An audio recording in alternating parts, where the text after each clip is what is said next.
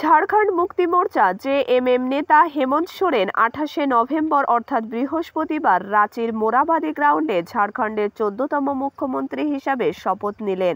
তাকে শপথ বাক্য পাঠ করালেন রাজ্যপাল সন্তোষ কুমার গাঙ্গুয়ার। শপথ গ্রহণ অনুষ্ঠানে বিশেষ করে ভারত ব্লকের বেশ কিছু বিশিষ্ট রাজনৈতিক ব্যক্তিত্ব উপস্থিত ছিলেন।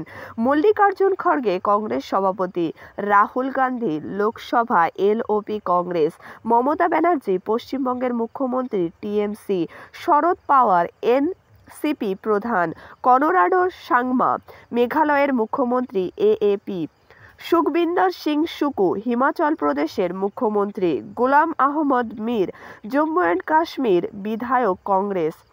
হেমন্ত সোরেন তার বিজয় ভাষণে বলেছিলেন, এটি জনগণের বিজয় এবং এটি শান্তিপূর্ণ ও প্রগতিশীল ঝাড়খণ্ডের জন্য তাদের দৃষ্টিভঙ্গি।